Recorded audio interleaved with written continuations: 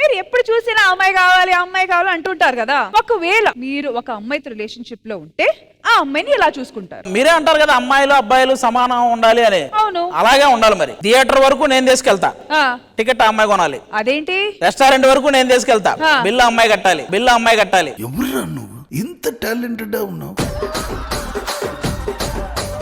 Bucket లో బట్టలు నేను వేస్తా, ఆ అమ్మాయి ఉతికి పెట్టాలి. బియ్యం నేను తెస్తా, ఆ అమ్మాయి వండి పెట్టాలి. అలా చూసుకుంటా. ఇలా చూసుకుంటే ఎవరు ఉండరు. ఉండకపోతేనే బెటర్, మనం బాగుంటాం.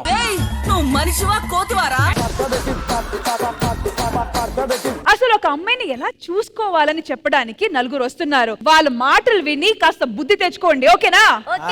Please welcome the team of bad girls. సూర్యుడినే ప్రతిమాలి రావద్దంటానే నీకు నిద్ర సరిపోకుంటే, సూర్యుడినే బ్రతిమాలి రావద్దంటానే నీకు నిద్ర సరిపోకుంటే, సంద్రంలో ఉప్పంతా తొలగించేస్తానే నువ్వు స్నానం చేస్తానంటే. What amazing lyrics, but of course the one and only reason behind it, standing right next to me, Chandrabose garu. Sir, కొంచెం ఈ లిరిక్స్ ద్వారా అండ్ అనూప్ గారు మీ మ్యూజిక్ ద్వారా కాస్త మ్యూజికల్ గా బుద్ధి చెప్పండి అబ్బా.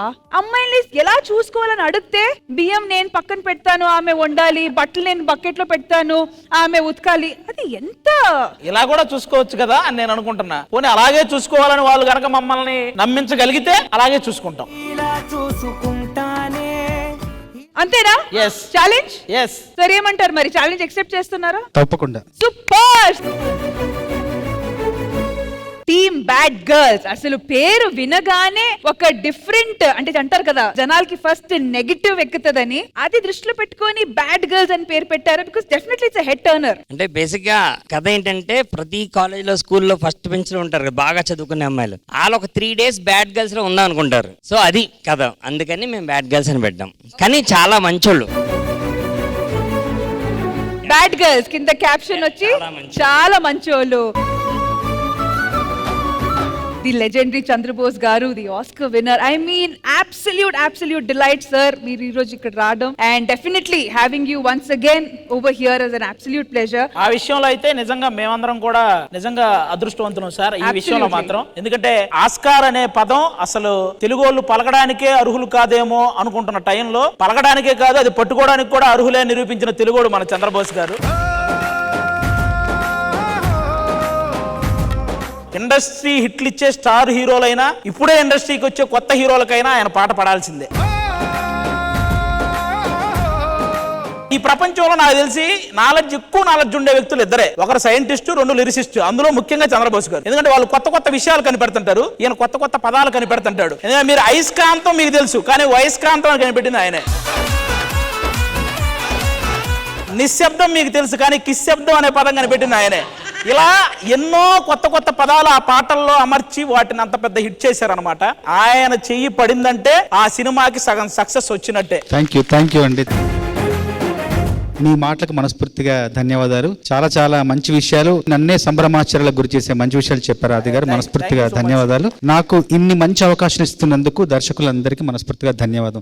దర్శకులు, సంగీత దర్శకులు, నిర్మాతలు అందరూ నా వెనకాల ఉండడం వల్లనే నేను ఇంత దూరం ఇంతకాలం ప్రయాణం చేయగలిగాను. 31వ సంవత్సరం నాది సినిమా రంగంలో రచయితగా.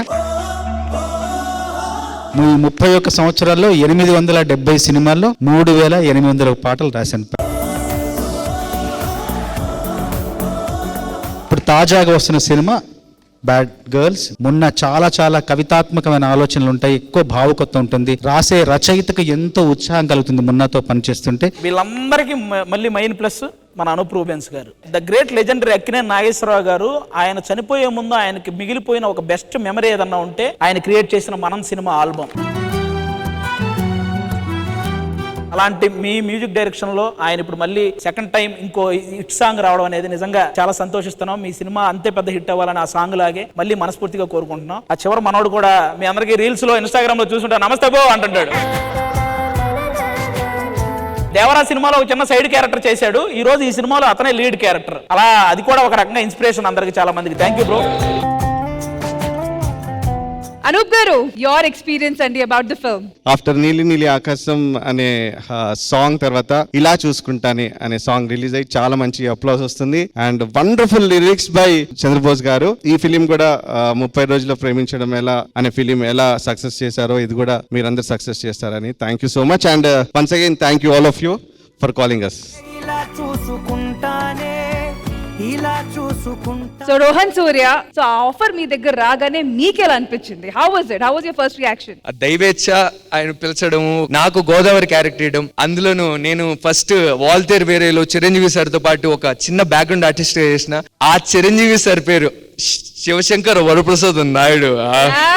అది నా క్యారెక్టర్ పేరుగా రావడం నా జీవితానికి ఒక శుభారంభం అయినట్టు నాకు మంచి ఫీలింగ్ వచ్చింది. But wonderful. Thank you so much for sharing such important things with us. మరి Indraja garu, team bad girls are here with us today.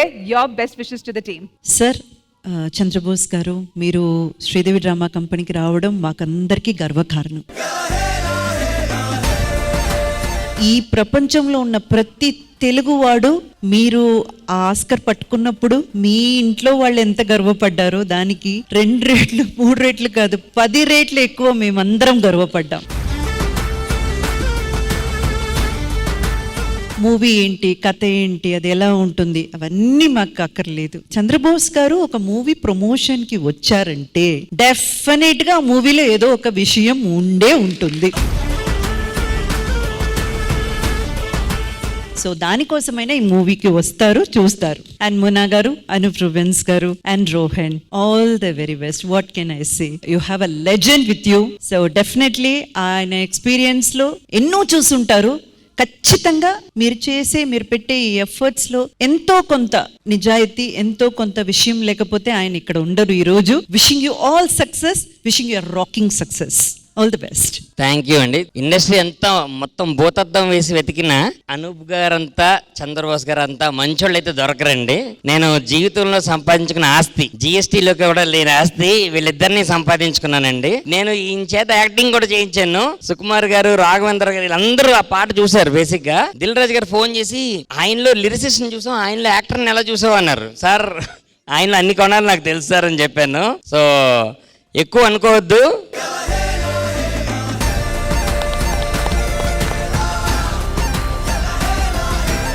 Bad girls cinema గురించి మామూలుగా ప్రతి అమ్మాయి వాళ్ళకి కాలర్ ఉండదు కానీ చున్నీలు ఎగరేసుకుని చెప్తారు ఇది సూపర్ మా cinema, it's every girls biopic. And ఇంకోటి, ఈ క్రూలో ఇక్కడ ఉన్న వాళ్ళనే నా సినిమాలో ఇంకొక యాక్టర్ ఉన్నాడు, తాగుబోతు రమేష్. ఇలా చూసుకుంటానే ఇలా చూసుకుంటానే చెలి నిన్ను కలకాలం ఇలా చూసుకుంటానే.